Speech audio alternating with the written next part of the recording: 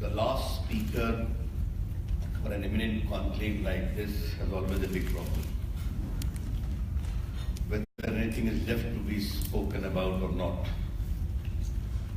I was just taking a briefing as to what has been spoken. Arunji has already covered a big ground. But today, I would like to speak a little more on digital inclusion. Because digital inclusion is the part of financial inclusion. Or I would say, in the scheme of Narendra Modi government, digital inclusion is the foundation on which financial inclusion is sought to be erected. We have certain fundamental approach of commitment as far as digital platform is concerned. The first and foremost is that in India, we may have missed the other revolution which empowered and motivated the world in various degrees for a variety of reasons, be it the industrial revolution, be it the entrepreneurial revolution which became an important initiative in the 60s, 70s, 80s and 90s. But we don't want to miss the import of digital revolution. On the contrary, we want to become the leaders in the field of digital revolution. The second important attribute of our initiative is we don't want simply to digitize India, but we want to create technology which is transformative, which empowers India and also empowers Indians. This is the age of information, information is power. This is the age of technology, technology is power. What is very important is that this technology should not create enablement of people of India. This technology must empower the people of India. That is our important attribute of our whole approach. The second is, we also want to create a digital ecosystem which leads to digital inclusion. And therefore you may have heard about these comments. Digital India is more for the poor and underprivileged.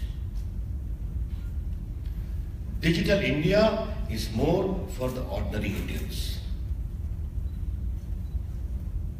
You may have heard we are undertaking a lot of transformative programs. Digital India, Make in India, Startup India, Stand Up India, Smart Cities, Skill India. These are all technology-based programs. Therefore, digital inclusion must be the common thread in all these programs. Three more attributes are important to be kept in mind whenever we talk of digital inclusion. That technology must be affordable. That technology must be affordable. Number two, that technology must lead to inclusion. And number three, that technology must be developmental. If you come with technology which is very costly or elitist or pro-rich, it would not lead to inclusion. These thematic concepts behind the entire process of our digitization and digital initiative is required to be appreciated. The third attribute is Digital India should also ensure digital delivery of services.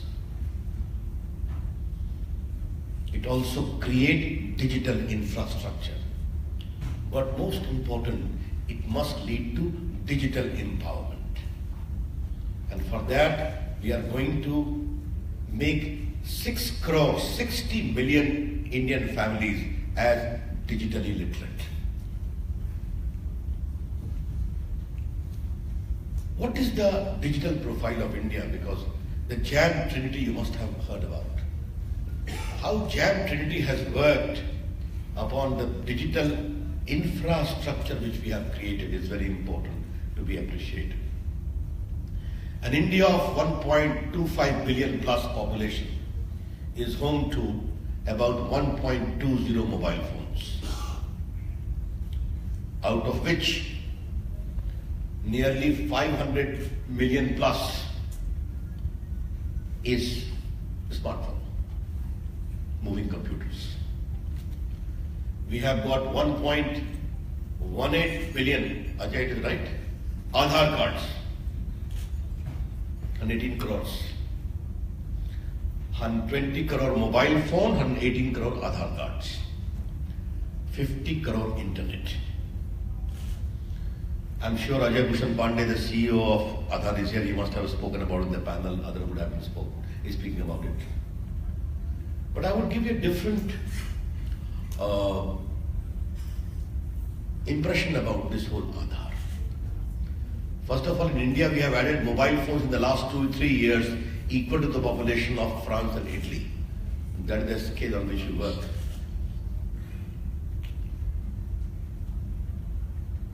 What is the cost of Aadhaar?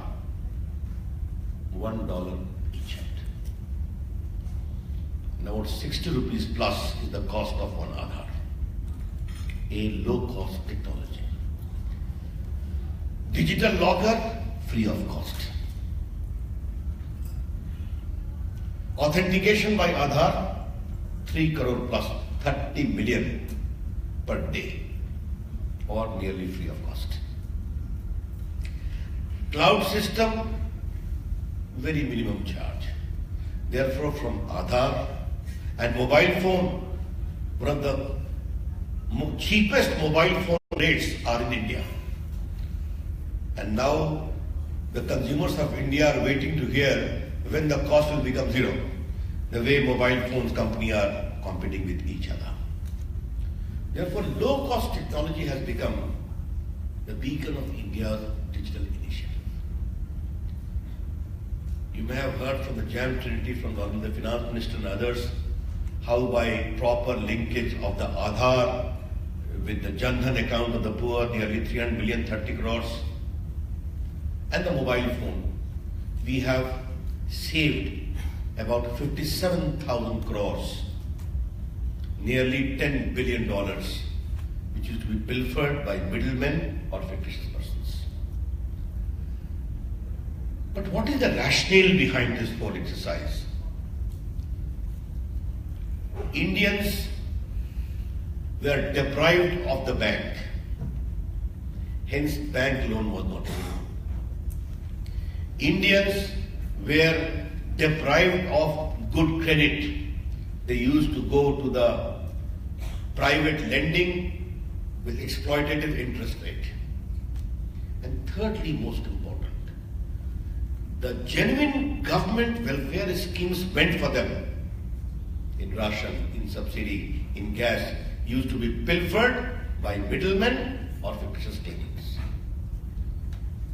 You may have heard about a story in India that the daughter was not even born, but she grew up, she got married, and she became a widow, and she was getting widow pension. There was many instances like this time. Digital delivery is faster delivery. Digital delivery is genuine delivery.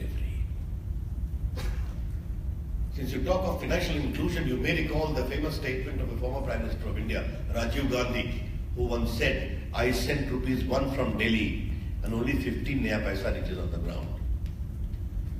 In the Narendra Modi government, if ₹1,000 is being sent to the account of the poor, ₹1,000 is reaching the account of the poor. That is empowerment. Manrega payment, how it is creating financial inclusion. Manrega payment financial inclusion, that the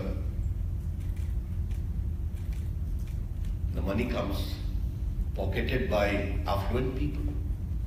A simple portion is given to the poor majdoor or the workers, and rest distributed as a kitty. How is digital connect leading to digital inclusion? Direct benefit transfer. The genuine worker who is doing this rural working program, which we call Manrega, is getting the money in his account. Therefore, any non-eligible person is not getting the money. This is how financial inclusion is being created. Ajay, the CEO of Aadhaar, once told me an interesting story in Maharashtra, the corner from which he comes. Tribal students are paid their entire fee by the government, the boarding, the lodging, the education, everything. And once the collector decided that let all the tribal students have an Aadhaar linkage. And the number of students came down by 40% straight away. One count, second count, third count, it was found. The rest were only on the register. The same number for teachers also. Now, how digital foundation is working? We are saving money, it is the taxpayers' money, but the genuine are getting the benefits.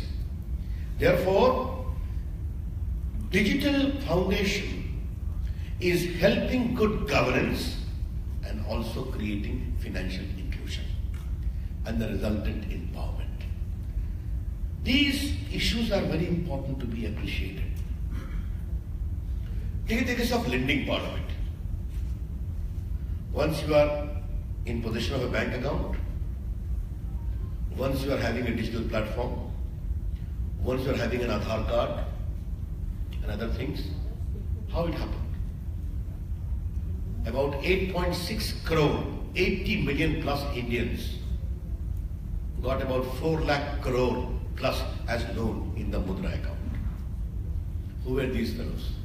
The thelawalas, the chaiwalas, the panwalas, one who used to do small manual work of business, who were outside the lending system of the bank. They improved their business, they reinforced their infrastructure, they expanded their business and added people also. A lot of questions are asked about employment. I always say, and it is a matter of record now, if out of 8.6 crore loanees who took the loan, even if 4 to 5 crore have added 1 person more to expand their business, about 5 to 4 crore, 4 to 5 crore people of India have got jobs in the expanded business. But what is important is, digital technology is helping them to get funds and also empower them. Security. We have given various insurance security, death, accident insurance, general insurance, other things to about almost 12 crore, 120 million Indians. And the insurance rate is how much? ₹1 per month in the event you die with a motor accident. 12 per year. In case you die, 2 lakh insurance claim. And about 340 in case of ordinary death. But all are digitally delivered. Soil health card. What is a soil health card? You know your problem of health, whether your blood pressure is okay, your blood sugar is okay, your heartbeat is okay. There are conditions that it can be tested. But what about the health of the soil of the farmer? Is it over-fertilized? Is it important that you please redo it? You change your cropping pattern? The soil health card, which immediately digitally profiles your health card, right? The health condition of your soil. And farmers are using that technology. ENAM. What is ENAM? A farmer has to sell his product, but doesn't know where to, because the local mandi, the market, is exploitative. we have now added about 250 plus crop markets on the website. A farmer can negotiate the best price for his product. E-health. What is e-health? Again the same thing. People from Bihar, UP, MP had to come to Delhi to have a special treatment in AIMS, but first to come to Delhi, get a registration, go back, a date will come after 3 months to 2 months. E-hospital, at a click of a button, you can get yourself registered and get an appointment on this day, this stop to be made. I can count many other things from e-visa to other things. But digital governance and digital foundation in both ways is creating 3 things. A, empowering people. B, delivering services. And C, promoting good governance or transparency.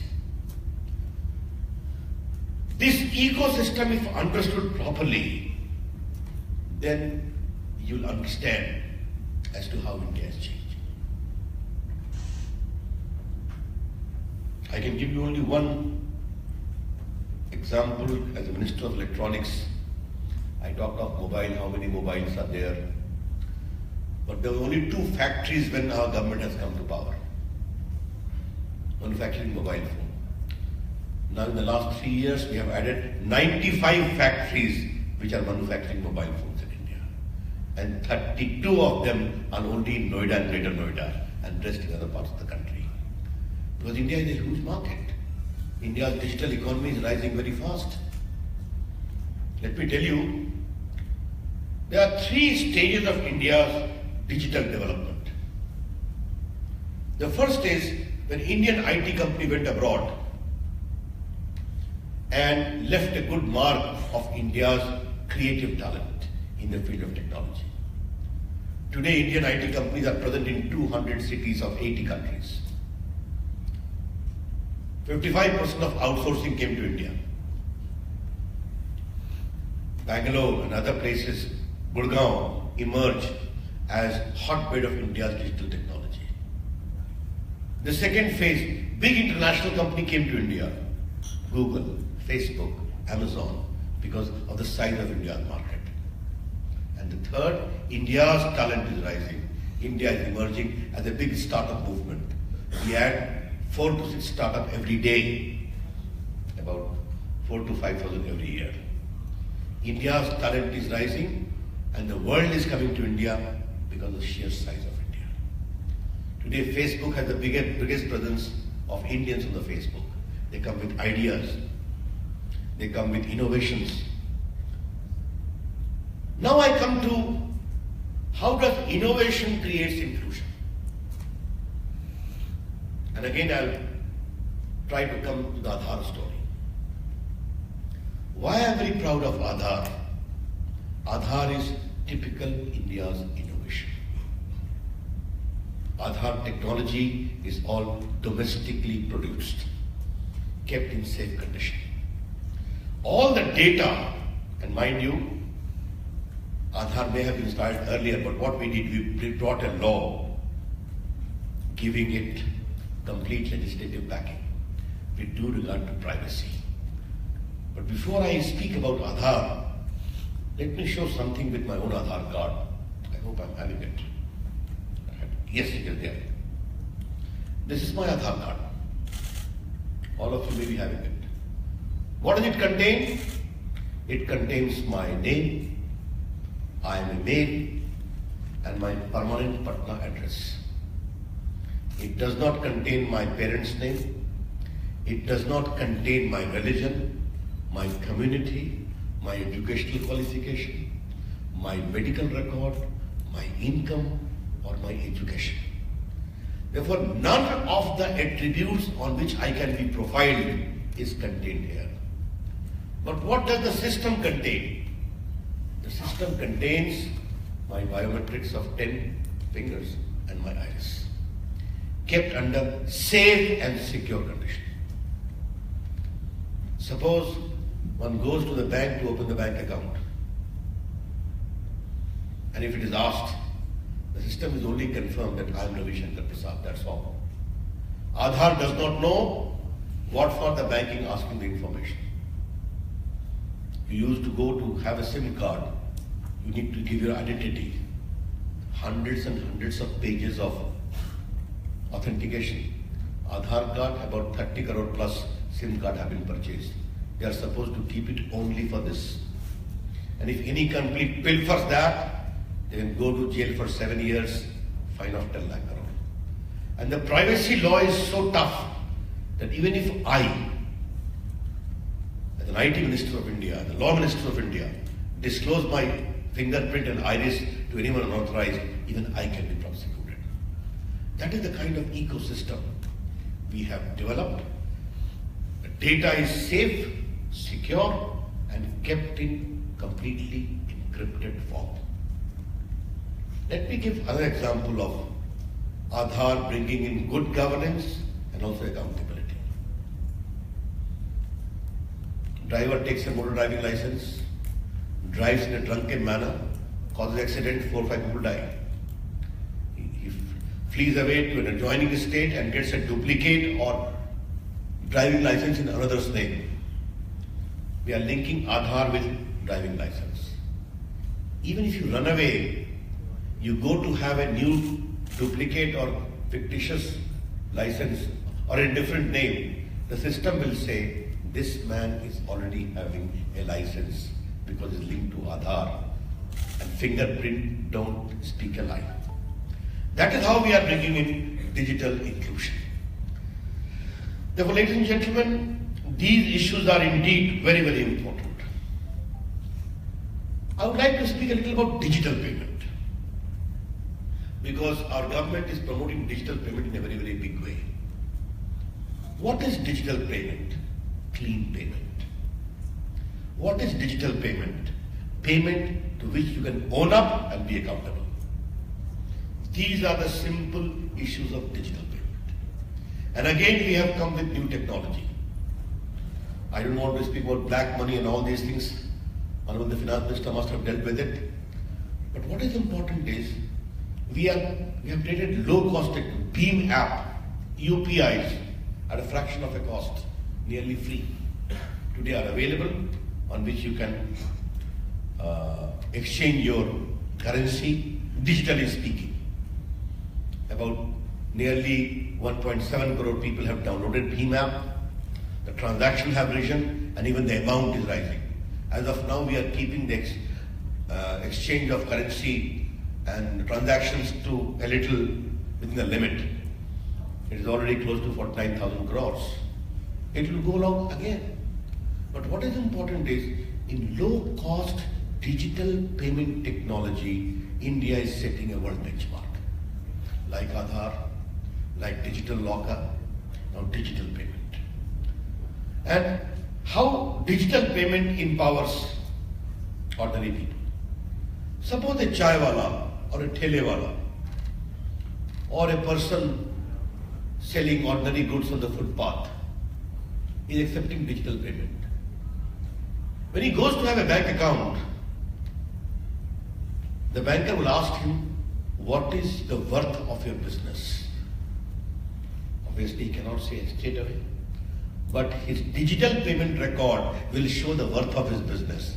That so many customers come to my footpath shop and deal with me. And that will become a basis for him to get loan and other financial incentives. Therefore, digital payment, apart from clean money, also empowers and creates digital inclusion. These are some of the larger issues which I have flagged to you.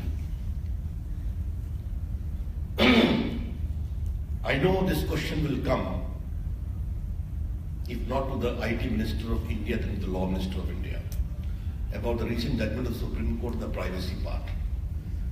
Therefore, I would like to very briefly deal with that. I would like you to go through the judgment, and in paragraph 170 to 190, the Supreme Court has elaborately dealt with information age and privacy. The Supreme Court has held that right to privacy is not an independent right. It is a part of Article 21, right to life, and is not absolute as others fundamental rights of India are not absolute. I always say lighter weight to my young friends, you have got the right of freedom of speech. India is a democracy. You can criticize me on my face, you can ask me critical questions. But should you say that I will go in front of the Rashtrapati Bhavan and speak in my undergarments and shout there? You cannot, because that is a place of security. B, it is against decency, and C, it is against public order. And all these three are the basis on which your right to speech can be curtailed and regulated under the Constitution. But let me make some general observations on privacy. First of all, let me clarify that we are committed to respect the judgment and we are committed to respect the privacy of Indians. And if I am speaking here, I wish to make it very clear that if any body, state actor or a non-state actor, seeks to disclose the identity of any Indian with his or her privacy information, the consequence will follow. Be very clear about it. But let me deal with some larger issues. Your right to visit any city is your right to privacy. You want to go to Mumbai, that is your choice. It is the right of privacy. But the mode of transport you take will make your movement public. You are going by plane, you book a ticket online, you go to the airport on the day of departure, your face is captured by the CCTV and the security. Therefore, anyone can know on this day you have traveled by this flight. All right, you do not go by plane, then you go by train. Then your chart is there at the station. Your railway booking is there digital. Then if you are so strict about privacy, then cycle down to Mumbai, that's all. Because if you go by car also, you'll take petrol at many places. A journalist asked me a very interesting question, young journalist, and I have no reply to that. And I would like to throw that to my young friend sitting here. Young boy and young girl are zipping on their motorcycle in a romantic mood. That they are right, why not? But suppose they are going and there is a house on which there is CCTV on the road and the CCTV captures their mood, romantic mood on their motorcycle zipping past. They have got the right to say, how could you capture our moving in a motorcycle on your CCTV? Because once CCTV captures, you are there permanently. Anyone can see it. The house owner will say, sorry, this CCTV is meant for my security. Who passes, who goes. And if any thief runs away, the police can take that from my CCTV record. If by accident you have been recorded, not by design, I'm not at fault. Here, the privacy and the security keeps on competing against each other. These incidents can be replicated. I go to Parliament, I have got a car, official car, on which there is my digital identity of my driver. I can enter the Parliament only with that car. My officer, Sajay Bhushan Pandey, comes to assist me in the Parliament. He comes with his digital badge. Every movement of his inside the Parliament is known that at this time he entered the IT business chamber. He can say, I'm a senior officer, then you don't come to the Parliament. Because security is important. You come to our office, there is a digital record of your movement. Therefore, the point to be considered is, and yes, lastly, should we completely kill the digital initiative of India, which I talked about?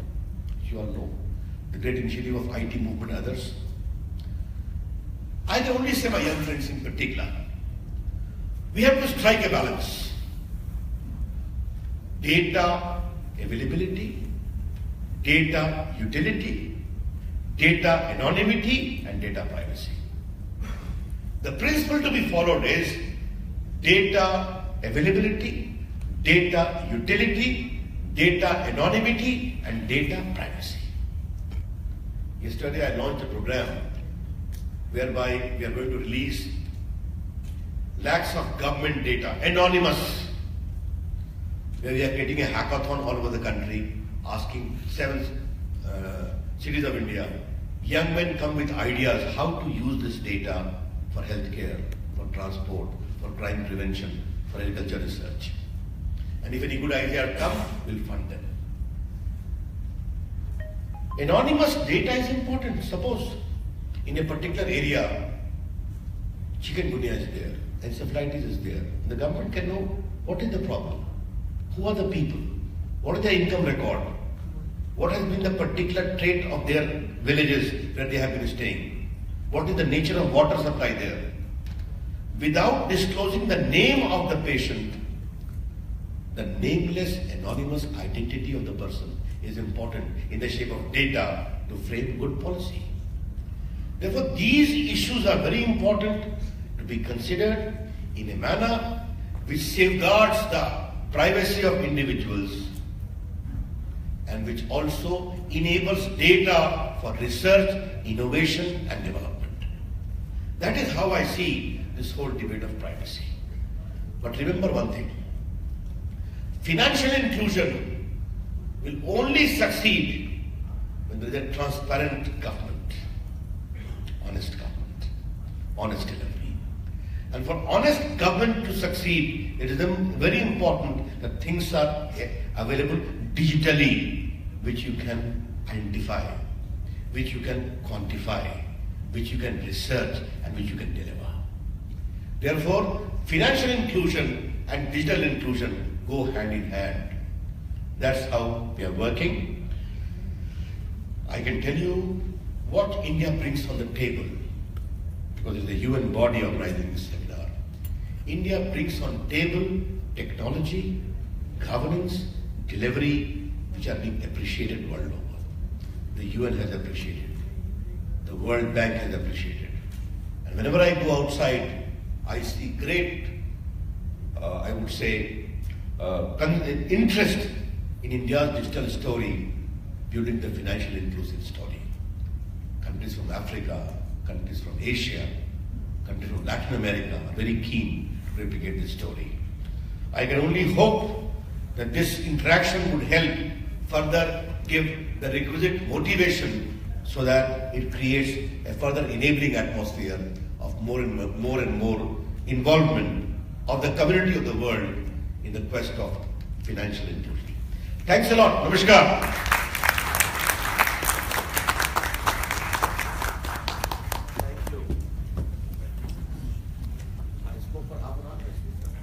Thank you, sir. And finally, a vote of thanks by Mr. Yuri Afanasiev, United Nations Resident Coordinator. Honorable Minister, first of all, thank you for finding the time to come speak to us. I know you're rushing off to an airport in literally a few minutes. But I would find it hard to finish today's event with a talk better than this one. I think, Minister, you can tomorrow apply to join the United Nations and we will recruit you immediately because you spoke exactly about the issues that... I'm willing to take a chance, no problem. Thank you. You spoke about the issues that specifically motivated us to organize this event and also the event that you referred to last week when many countries came together in Delhi to research and understand what India is doing in access to financing and digital inclusion. You spoke very eloquently, I think, about two things: that this process and this reform, while it will benefit everybody, but its primary targeting is on those people that have, to date and for decades, even since India acquired independence, have been let outside of the official frame of the economy, of banking, and have been excluded for one reason or another. Either because they're poor, or they belong to an excluded group, or they belong to a caste or a tribe And it was interesting today that Amitabh Khan firmly believes that maybe it's not the only tool to bring these people in from the fold and into the mainstream of the economy and society, but it's certainly a very powerful tool. The second thing that you laid out very eloquently a minute ago is the future vision, I think, of an inexhaustive vision, because I think hundreds of other applications and services will be thought of by creative people, including young people from this audience, in terms of how you can apply this incredible platform that India is creating to provide better and more services to individuals in all parts of India, in rural and urban areas and everywhere. And I think that is certainly very welcome, because it was not covered as much as you did it a few minutes ago by the other speakers today. Ladies and gentlemen, let me start to wind down our event here today. Let me thank all of you for being here, for contributing. I think we've had 4 incredible panels and a very interesting opening and closing, thanks to the honorable ministers that joined us today. Let me also thank my UN team. Please stand up, ladies and gentlemen there, who have worked diligently on organizing the event today. Thank you very much.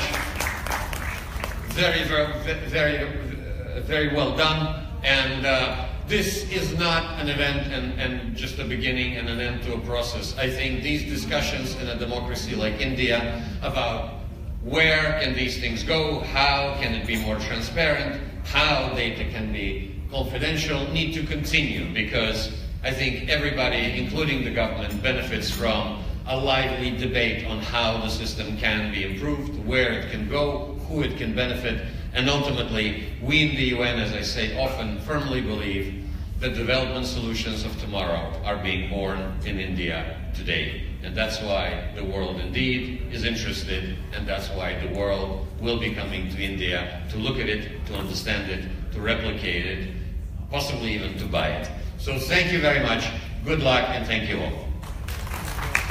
Ladies and gentlemen, that concludes this conclave on financial inclusion. We thank you all for your participation. Good night. Thank you.